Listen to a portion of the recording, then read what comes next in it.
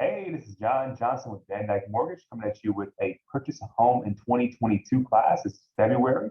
Uh, Not only just purchase a home, but what is happening in the mortgage markets as well. So if you have any questions, put any questions in the chats. Otherwise, we're going to speed through this presentation to get you some information on what's going on in the market. Chats. Otherwise, we're going to. All right. Agent shout outs. There's tons of agents that help bring this class together. My mother, she's always assisting. She's an agent over in Central Florida area.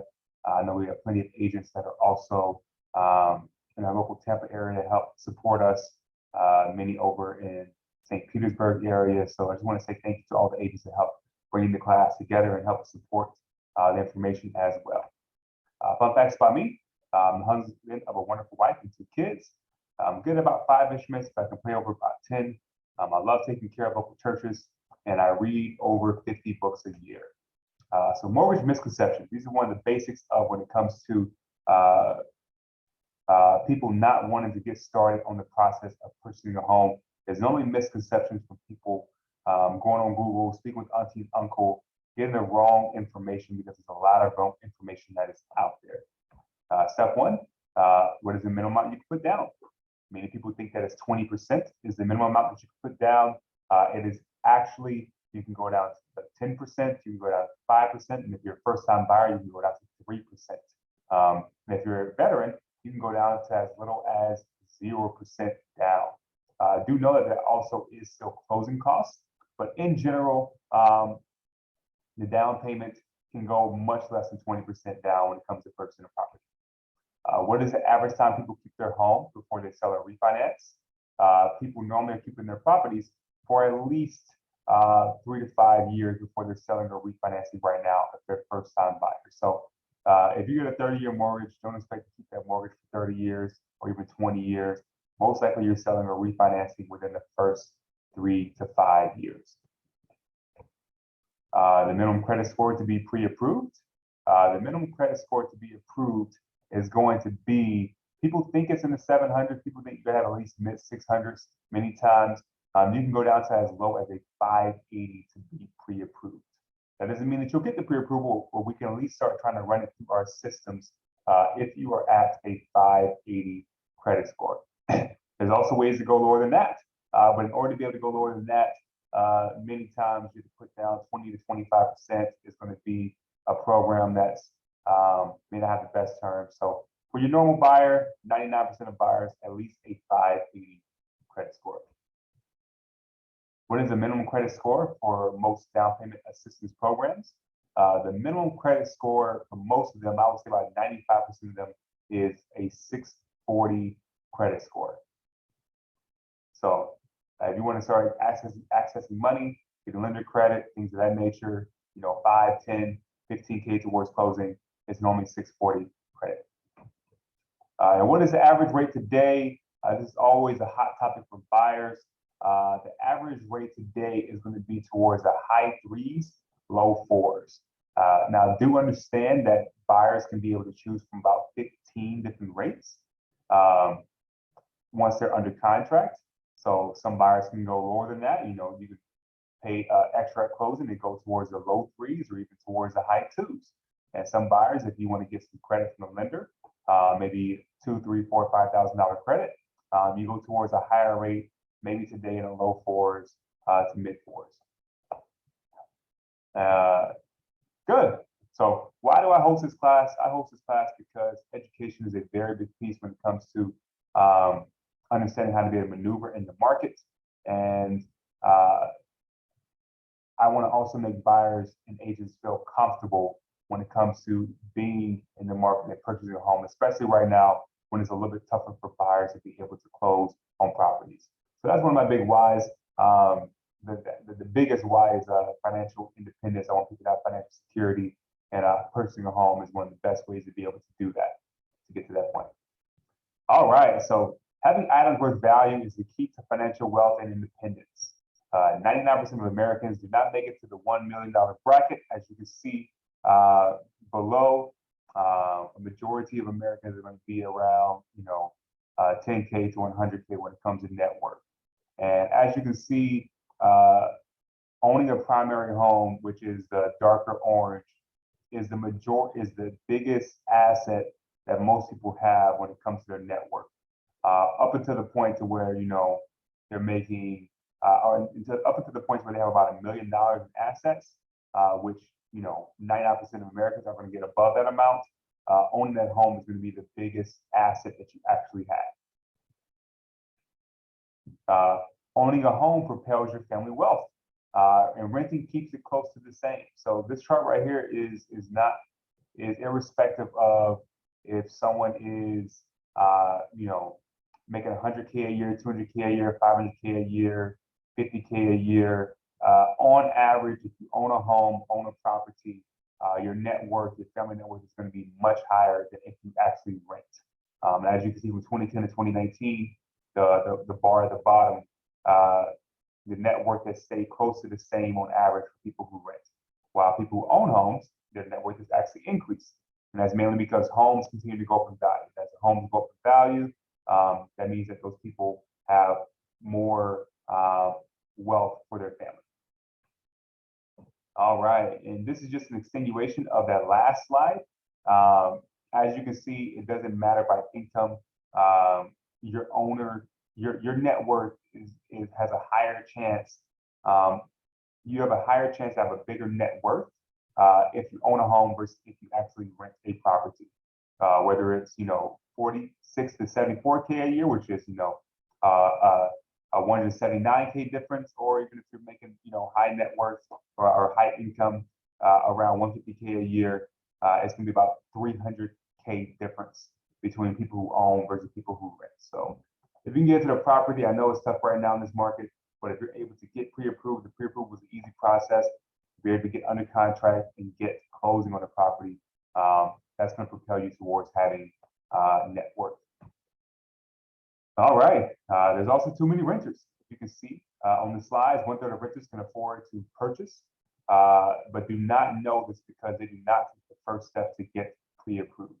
This is just a pie graph of the Tampa Bay area, about 1.4 million total population, about 620K are renting, and there's 176K that can actually afford to purchase, but they don't know they can afford to purchase, which is why if you drive by any apartment complex, you'll see them filled to the brim. Renting costs lots of money. So if you're renting and you're thinking, hey, this is comfortable, this is easy, I know the landlord, etc., hey, it could be a comfortable situation, but unfortunately, it's a lot of money you'll be paying towards someone else that you could be paying yourself. For example, if you're paying $1,800 a month in rent, after only 5 years, that's $100,000 you could have been paying yourself if you bought a home versus you're paying that landlord to make them, more wealthy. So getting into a home is very important. There's also a cost of waiting. I know many buyers can get burnt out in this market right now, with having to compete with 3, 5, 10 different buyers for every single property. But if you decide to take 6 months off, a year off, you could be paying an additional $75 a month in monthly payments because that home is going up in value. You're also losing out in equity. If that home went up 10K, 15K, 20K in value, you're going to be losing out in equity because you did not own a property. And this is not even taking into account if interest rates rise, which they are projecting over the next year, interest rates to go up. So the sooner you can find a home, the sooner you can lock it in, especially if you're a first-time buyer, it's not going to be the dream property, but it can definitely help you start building wealth and not losing out. All right. You gain money owning a home as well by the home going up in value. So there's 2 ways the home goes up in value. You have price appreciation and you have principal payments. When the home goes up in value, that's called price appreciation. That's going to be the dark blue below. This is just an estimate on, let's say, a 200K property. And then you have principal payments, which means you're paying down your actual mortgage, which is going to be the light blue. So over 30 years, that 200K, or I think this example might have started with 150K. After 30 years, that home is now worth about 250K when it comes to your actual equity that you have in the property. So, and even after 5 years, it's worth 80K. I mean, I've heard of many people that have owned a home for only 5 years, and they'll be getting 80K. My brother did that. He sold a home, got 80,000, went into the military, and he was able to invest that money. So owning a property to be able to help you out by price appreciation and by principal payments going down. While if you rent, you're just renting and the money just going into a bucket. All right. Home prices. Some people think, oh, there's going to be a crash. There's going to be a crash. There's going to be a crash. This slide right here shows only the last 30 years, but if it was the last 50 years, it would show that home prices have only gone down one time in that time period, and that was during the '08 crash.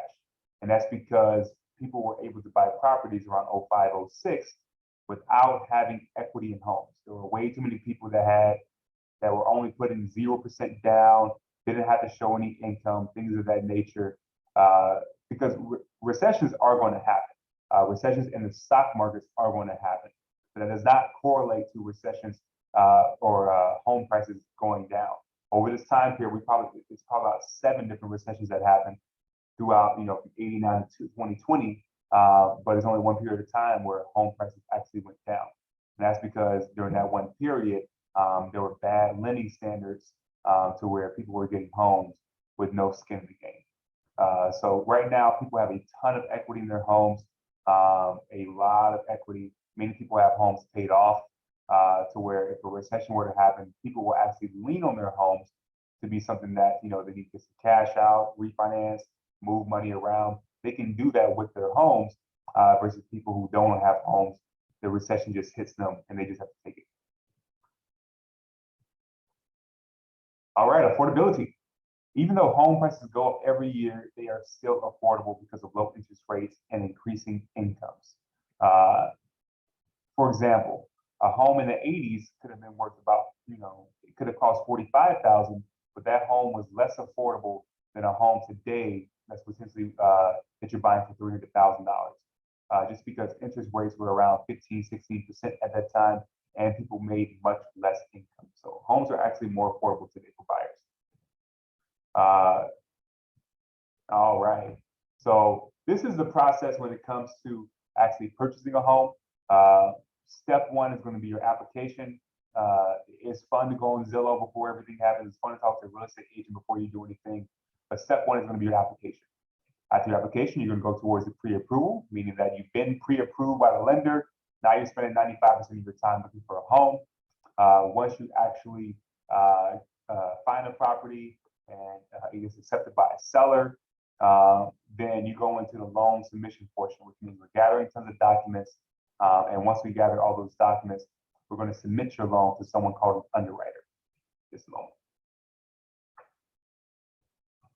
And the underwriter is going to look at everything, and if everything looks good, they'll give a conditional approval. And if things do not look good, they'll actually reject the loan or initial rejection for the loan. So you can still come back for an initial rejection. You just got to figure some things out, and it doesn't look pretty to the underwriter. And we want things to look pretty and look neat to them because they don't want to have the final decision. But if you get a conditional approval, it's never going to be a final approval that first time around, just because many times we're waiting for an appraisal. They're always going to ask for updated documents at that point in time. So you'll submit a ton of documents, loan submission.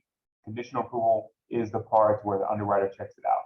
Once the underwriter checks it out, gives you conditional approval, the appraisal comes in maybe a few days later or a week later. We submit all those documents back into the underwriter. We're trying to get to that stage that's called the final approval, or what many people call clear to close. Once you're clear to close, that means the underwriter should not need any more documents. The title company and the lender can be able to balance the final numbers for you. And then within a couple of days, you're going to the closing table to sign your documents to have your new home. So I'll break down these sections a little bit more. That way you can be able to see the entire process. So part one is the application. Application, it takes only about 10 to 15 minutes for a buyer to be able to click online, and a lender can normally have members within about 24 business hours for that buyer. What is on the application? There's many different things that are on the application. Mainly, don't think about it too much. You want to just knock it out as quickly as possible because a lender, we're normally decent at reviewing that and calling you up or texting you or doing something to follow up and make sure the numbers are correct. But a few things on the application. We're going to ask you, you're going to have just yourself, or you're going to have multiple borrowers on the application. We're going to ask you if you've ever been married or divorced. For example, in the state of Florida, there's no such thing as being separated. You're either married or you're single. U.S. citizen, we're going to ask this. You can still buy a home if you're not a U.S. citizen. You just have to show 2 years worth of residency in the United States. There's other ways to do it without showing the 2 years worth of residency. There's other ways. There's everything I'm going to tell you when it comes to how to get pre-approved. There's ways to do it without it, but most likely you're looking at 20, 25, 30% down and terms that are not as good. So these are the normal ways to get pre-approved. So once again, 2 years worth of residency in the U.S., 2 years of continuous employment. This means unemployed or furloughed. We can normally use your income and if you've been out of work for over 6 months, if you've been out of work for over 6 months, then we may need to be able to show that you've been at a new job for a 6-month time period, depending upon the program. All right. Employer, it's easy to qualify most income as long as they're W-2. If you're just hired, an offer letter, we can be able to use that with no, as long as there's no 3-month waiting period. For example, there's many people, I'm in the state of Florida, they're trying to migrate down from New York, Chicago, etc., down to Florida. They may need to get a new job. Once they get down here, we can be able to use the income of the new job with a new hire. We don't even need to see pay stubs if you're getting a new job, as long as that job is not conditional upon some, couple months waiting period. So salary, one of the easiest to get pre-approved. Many times you don't need to see a ton of pay stubs, and sometimes we can pull a program on a computer that shows your salary as well. So very easy to get pre-approved if you have a salary. Hourly is easy too. We just take your rate and we're going to multiply that by your actual number of hours per week, going up to 40 hours. But anything over 40 is considered overtime. If you get bonuses, if you get commissions, things of that nature, we're going to need to see 2 straight years, continuous years to be able to use those types of income. Self-employed can get tricky. You got to be 2 years with self-employed. Sometimes you can do 1 year if you had W-2 in the same field. We're going to be using those income after the deductions. And if you're W-2 and wanted to buy a home, I recommend you not going self-employed until after you purchase the property. VA, these is very good. A 100% down payment assistance, like I said earlier. This means you can get a home with 0 down. You still have closing costs, so depending upon the loan, you're going to still have that. But there's no mortgage insurance, so mortgage insurance is only $100, $200, $250 a month for a buyer that you have to have on the loan. With VA, there is none of that, so monthly payments are a little lower. And as of January 2020, there's also no purchase price limit as well. So a VA buyer can go above $1 million and still have 0 down. And if you're disabled, you have no funding fee. You don't have to really know too much about the funding fee, just know that the government always gets theirs. First time use of VA is 2.3% of the loan amount, and if your second time use is 3.6% of the loan amount. But just understand that if you're a veteran, there is no funding fee, which you don't pay this at closing. With VA, this goes into your loan amount. So if your loan is $200K, first time use, it's going to be a $204K. Is going to be the actual new loan amount, which may be a difference of $5, $10 a month for the buyer. Assets, checking, savings, stocks, retirement, these are all assets. Gift money for closing is also an asset. You may not have the money to close on a home now, but if I can prove that you will have money, you can be approved to purchase a home. Retirement, 401ks are easy to withdraw from to get at home. Normally only takes a few days. Down payment assistance, income limit of $70K for most programs. If you have 1 to 2 people in your home, if you have more than 1 to 2 people, you can go up to about $100K depending upon the program. IRS, we can get you home if you owe the IRS. We're just going to add those monthly payments to your actual debts. Chapter 713 bankruptcy, you can still be able to get a home. Chapter 7 bankruptcy is normally a 2 to 4 year wait. Chapter 13 bankruptcy, there's some programs where you can be able to get a home after you've made 24 months worth of payments on Chapter 13. So bankruptcy, you don't have to wait a long period of time. You can still get a home within a couple of years. Short sale foreclosure, you can still get a property. 3 to 4 years wait for short sale. VA, there is no wait. Foreclosure, 3 to 7 years. If you pay or receive child support or alimony, if you receive it, that's good. It goes towards your income. If you pay it, then that's going to go against you. The hard part about if you get child support, is they have to be consistent payments. We don't want Johnny, your ex, paying 200 one month, 400 the next month, 300 this month. That makes it tough to calculate income, and sometimes underwriters won't use it. So we want Johnny to be on time when it comes to his payments. Student loans. It used to be 1%. Now there's only one program that still uses 1%. For majority of programs, they're using 0.5% of the student loan, which is a big deal. If someone has 100K in student loans, it used to be about $1,000 a month we would use. Now it's only about $500 a month that we're going to use as a debt against you. Please don't go online and use those calculators to try to figure out, what your debt to income ratio is and things of that nature. I promise you it's going to be nothing close to what we have when it comes to when we actually work it up for you. Make sure you get the application completed so we can be able to determine what your debt to income ratio is going to be with those student loans. Credit score. It's important. It determines if you qualify for a mortgage, determines if you get down payment assistance, determines the cost of mortgage insurance. It's important, but you don't need a 700 plus score. Like I stated earlier, as long as it's a 580 or higher, we can be able to start running your numbers through the program to try to see if we can get you pre-approved. So important, but it is not the all and be all. And actually, once you're pre-approved for a program, we don't really talk about credit that much anymore unless we're trying to get you into a down payment assistance program. We're normally talking about assets, income, debts. We're talking about other things we can be able to move around to get your numbers looking good. Condos can be tough. I've been seeing over the past couple of years, condo associations just slowly doing less to support new buyers trying to purchase. Just or at least in my state of Florida, where there's a ton of cash buyers coming down to buy condos, which means that there's normally a separate review when it comes to trying to get a condo approved. And when it comes to getting the condo approved, a lot of times they want to be able to see that there's not one investor that owns 75% of the property. We want to make sure that it's spread out a little bit. We want to make sure there's insurance that covers the entire condo. You'll be surprised. There's some places that have insurance that only covers 95% of property, which I have no idea how that works. But we want to make sure the condo has things going. The condo is doing what it should be doing, having reserves, things of that nature. And that allows you to be able to put the minimum down for condos, which would be 3%, 5%, depending on the program. Otherwise, you can still get a condo, but you're probably putting down 20, 25% in order to be able to get a condo. All right, gift funds. I recommend not being a secret agent buyer. A secret agent buyer means that you're on your own, you're in an apartment or wherever you're at, and you don't tell anybody you're trying to buy a house. Let family know, let friends know that care about you, that you're trying to buy a home. They'll give you some advice. I recommend not fully using their advice. Come to the lender for mortgage advice. Go to the real estate agent for real estate advice. But it's good to let them know because you never know who will be willing to give you a gift in the process. And just to offer you some support. It could take you 3, 4, 5 months to find a property.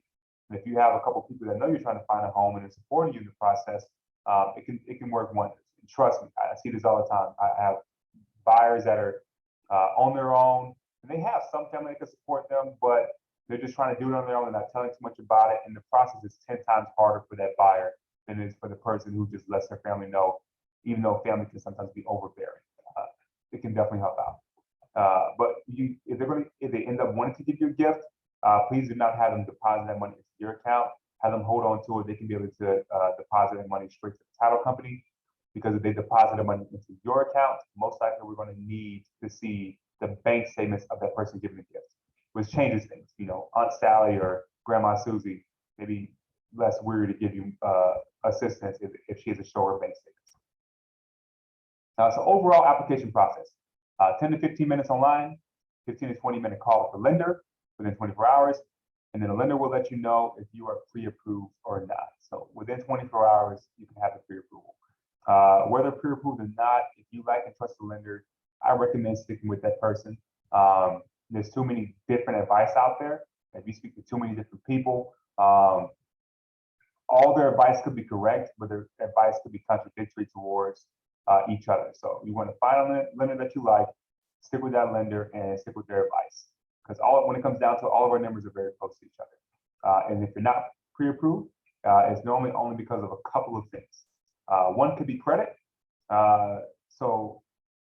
If the credit is below 580 or it's 585 and we're not getting pre-approved in the system, Many lenders can be able to give you some advice to get your credit up, but just understand that whatever you're seeing on Credit Karma or the personal sites, that's your personal credit score. If you go to buy a car and they say your credit score is XYZ, that's your car financing credit score. Your mortgage credit score is going to be the lowest out of the three. And a mortgage officer can tell you this for free. A credit pull does not hurt your score. So having one late payment in 2 years can hurt your score. Using more than 10% of a car maximum hurts your score. But free credit sites will say your score will drop 30 points. This is not correct in my opinion. They just want you to continue using their services. All right, if you're planning to purchase a home, in my opinion, don't try to repair your credit by yourself. Most people and credit agencies repair through disputes. Half of mortgage programs want the disputes removed. We also don't care about medical collections, so you can keep all the medical collections on there. It's not going to hurt your score whatsoever. It's not going to hurt your score. It's not going to hurt your actual debt income numbers. So we recommend not even touching those. So once again, don't try to repair your credit by yourself. The lender can be able to assist you normally with some free advice because we have simulators that say if you do X, Y, and Z within 30 days, 95% chance your score goes this amount. So go to the lender first. We can help you out with that. Second reason why a buyer may not be able to get pre-approved is cash to close. This one is a lot less than the other one because we can normally find ways to make cash to close work. So down payment assistance. That's one way to be able to do it. So your down payment plus closing costs when you get your cash to close. So on a 300K property, it's probably about $20,000 to be able to close. But many ways to get this number down. Lender credit is one of the best methods in the market today. You can get 3 to 5K additional assistance. If you have credit score in the mid 600s, you can close in the same amount of time as without a lender. Without a lender credit. So downfall is a higher monthly payment because of higher interest rates. But if you can get $3,000 to $5,000 and close in the same amount of time, this can help out many buyers when it comes to getting that cash close number taken care of. Down payment assistance is the second part. Second way to be to get some money. There's many programs. I know in the state of Florida, they have $10,000, there's $15,000. Many times you got to pay that money back. There's 3% and 4% grants for first-time buyers as well. The main negative is higher interest rates, and it could take 5 to 10 extra days to close those programs. All right, so next is going to be seller concession. A couple of years ago, you used to see this in a lot of deals, especially on first-time buyers, where you'll go into an offer. Let's say the home is 200K, and instead of offering 200K, you offer 205K for the property, but you ask for 5K in seller concession.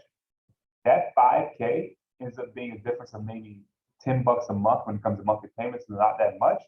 But if that gives you an extra $5,000 towards closing, that can make many buyers feel very good about the process. The one negative nowadays that is a negative perception about it, about asking for that in the market. Listing agents will think that the buyer is not as qualified because they're asking for that. Sometimes a buyer, they have everything else. They have a 750 credit score. They have good debt to income ratio.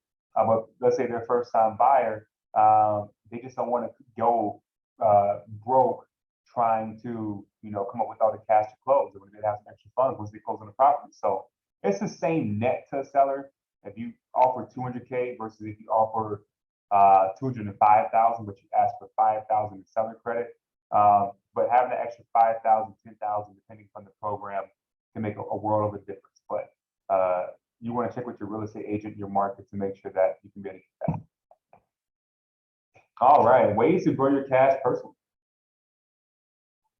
So not only do we want to look into those programs to try to save up and get cash, but we want the buyer to also be able to save up as much as possible. Even if you're getting down payment assistance, it's a great program. You're coming to close with $0 to close. We also want you to be able to try and save up as much as possible because that first 1 to 2 years in the home is going to be the trying time. That's when you start learning how to take care of a home on your own. Things could break down inside of the home that you're going to be able to repair, or you're going to be able to pay a service to repair. You want to get used to how it works being a homeowner. The more cash you have on hand, in my opinion, the better it is for you. Or you might want to be able to make some additions to the property. You close in a home and you don't like the paint, so you want to be able to, get the property paint, or you want to be able to put some new flooring in the property. So having additional cash always feels good. So here's some ways you can grow your cash personally. I use the profit first model, which means a new age Dave Ramsey. Dave Ramsey always teaches put cash in envelopes and use that for groceries, eat out, etc. I'm sure he didn't come up with this, but that model's never failed. I use a similar model, which I got from a book called Profit First, which is where you, instead of putting it in envelopes, you set up another bank account at a bank that you don't use, a bank that's hard to get the money out of, and you go to your employer and you say, hey, I want 1% to go into this savings account at this bank, and that savings account for dinner. I want 5% to go towards vacations. I want this amount to go towards that. And you set up about 4 or 5 different accounts. Now, one of them is a profit account. One of them is like a fun account. You want to be able to make sure you're getting paid and you're having fun too, but you want to make sure that is systemic for you. You don't want to be drawing from your expense account, which is everybody's main account that they have. You want to have a different bank, in my opinion, different accounts that you're drawing for fun things. That way you keep those things separate. So I recommend doing that if you want to be able to read the book Profit First. It's a great book in my opinion, and it can be able to help you save up. If you have 5% going towards saving for home, it helps you save up real easily, and it also is a fun way to do it as well. All right, so try to live low cost or rent free with friends or family. This is one of the best options to go. If you can be able to not pay $1,500 a month, $2,000 a month, however much per month. You guys saw the slide I had earlier. You can be able to save up a lot very quickly. If you were to take that same money you would have used for rent and put it towards savings. So, for example, $1,500 a month over the course of 10 months is going to net you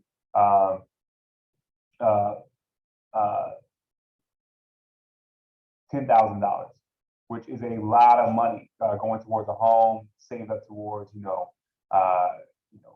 additional repairs for the home after it's completed or after you bought it. So saving up by living rent free or low rent with friends and family is one of the best ways to do it. And you don't got to do it for forever. I know if you're an adult, it can seem like, oh, I'm going to stay with my mom again or my dad again, and they're going to have these extra rules, even though I'm an adult.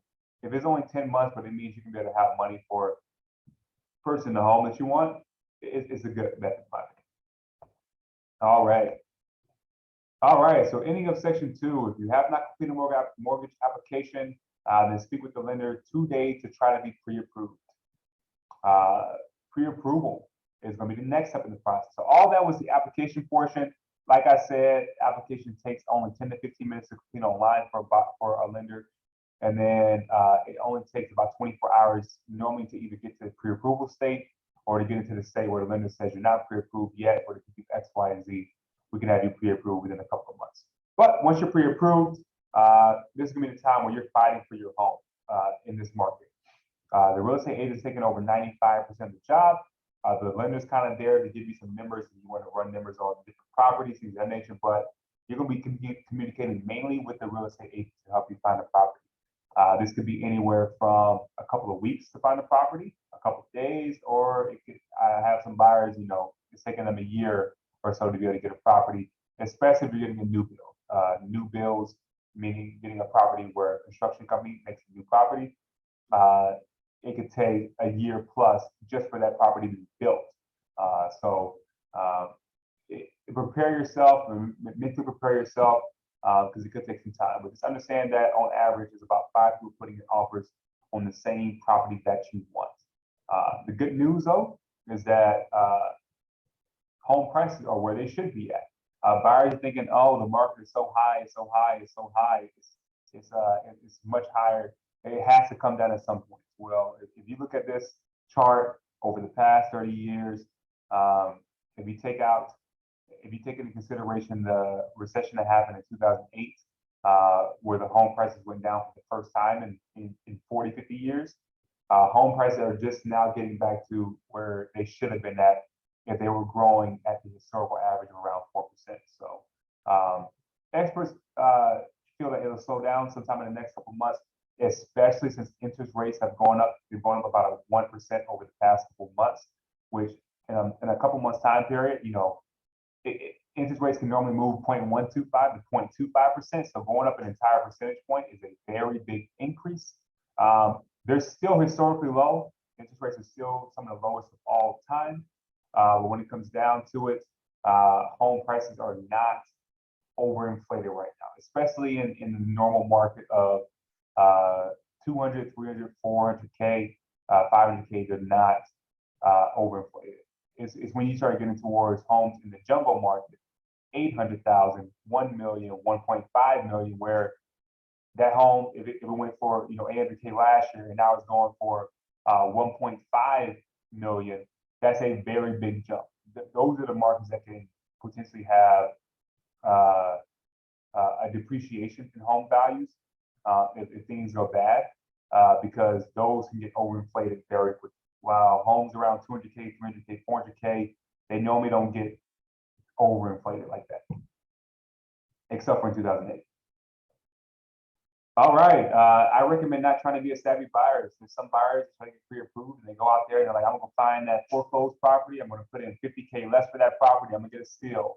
There is no steals out there. As you can see, from 2008 to even now, homes that are considered under foreclosure, short sales, etc., are astronomically less on the market than they were around that time. So we're consistently over the past few years, less than 1% of homes in the market are these properties. I know in the Tampa Bay area, at any given time, there's 2,000 to 3,000 homes that are on the market, and there's only about 20 to 30 that will go on the market that's considered a short sale or foreclosure. So not a lot. While looking for a home, get us your documents early. This allows you to be able to send your information to an underwriter ahead of time. So different levels of pre-approval. You have, pre-qualification. That's not even worth the paper that it's on. That means that you speak to them over the phone. 5 minutes later, they say, hey, sounds like you're doing what you should be doing. You're pre-approved. That's what they did back in 2008. I don't know of any real estate agent that accepts those anymore. But a pre-approval is when we actually run your credit. Many times we run income documents. We look at your pay stub, look at W-2s, things of that nature, and we can be able to say, hey, this buyer looks good. They're pre-approved. We can get this normally within 24 hours of an application. But the next level is being conditionally approved. Normally, this doesn't happen until you're actually under contract, where we send it to an underwriter at that point in time. But there's some lenders, I work with a good company, we do this to where we can be able to send your information to an underwriter before you're under contract. This speeds the process up, meaning instead of being able to close in 30 days, many times you can close in 14 to 21 days, depending upon how long it takes to get the appraisal back. And your offer is almost as good as cash, meaning if you're competing with 5 other people and all 5 of those people all have a pre-approval letter.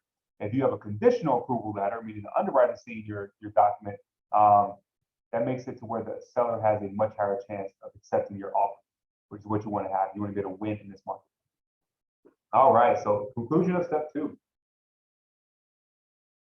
This is a section where agents put a lot of time and work, so they earn their incomes and their checks, in my opinion. And as a buyer, you don't have to worry about that anyways, because the seller pays for the agent a majority of the time. But please be patient with the process. You could put an offer on 3, 4, 5 different properties before you actually get one that sticks and you actually win.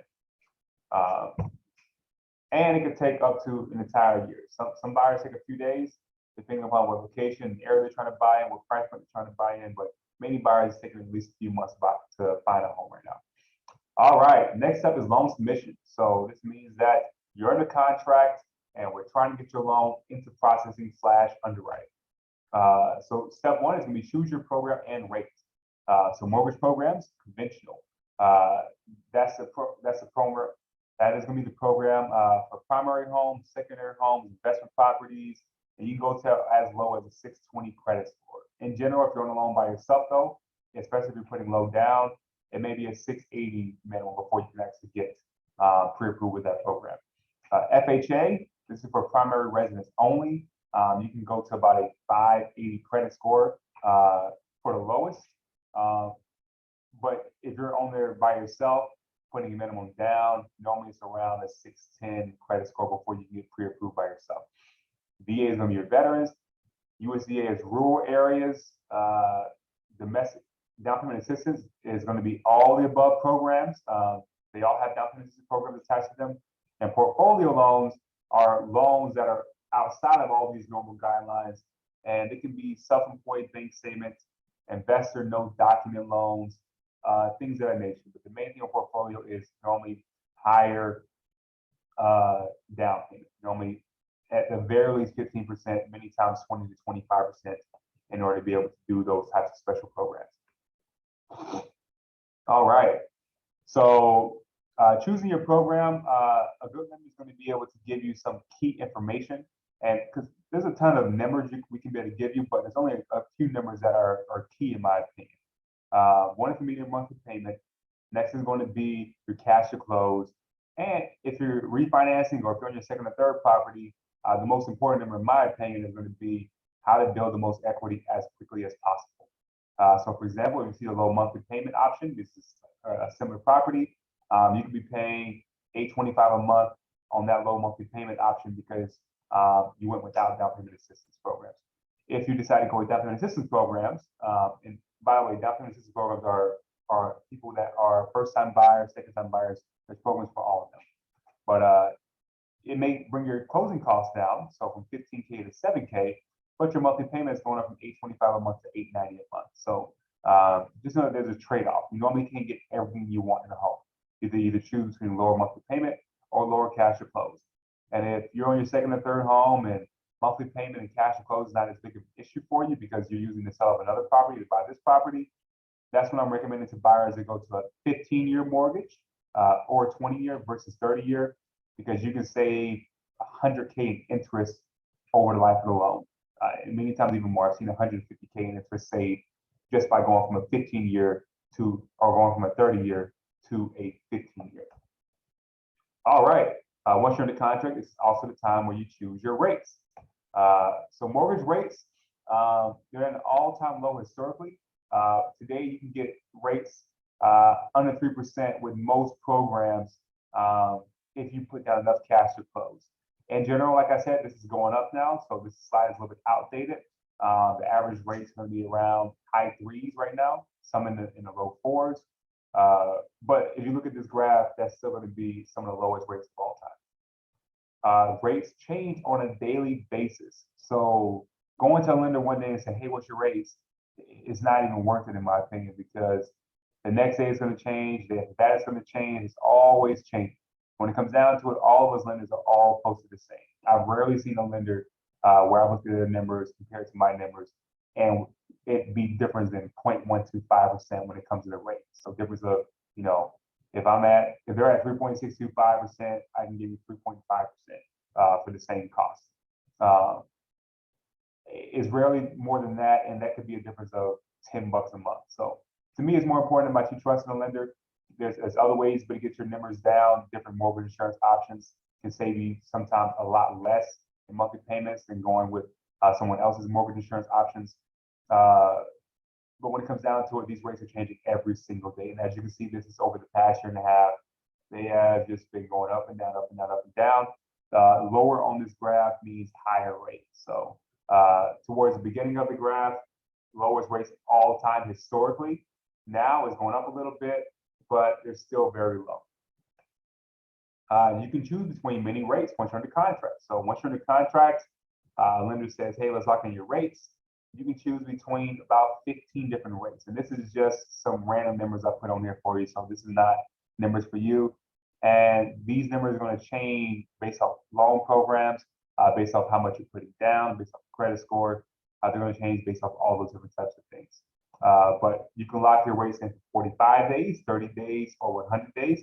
Normally, a lender's not going to ask you that question. We're going to try to lock it in for the least amount of days as possible, because the least amount of days we lock it in for you, it's going to be the cheaper the rates are going to be. And as you can see, in this example, if this buyer were to go with a 2.875 rate with a 45-day lock, that parentheses means that they're getting back $146. They go towards a higher rate, let's say 3.25, parentheses 4,000, they're getting back $4,000 from the lender by going with the higher rate. While they wanted to go to a lower rate, 2.5 in this example, that would end up being a $5,000 extra they're bringing towards closing. So we don't show buyers this entire graph but do understand that that's how it works. Step 4, conditional approval.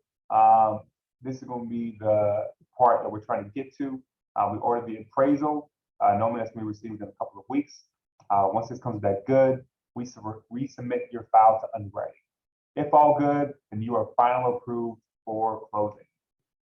All right, so summary of the loan process so far: get pre-approved, only takes a day. Find a home, it could take a day, or it could take 4 months, or I've seen up to a year. Under contract to close, only 30 days, and then you can refinance to pay off debt or sell the home, normally within 1 to 5 years after closing.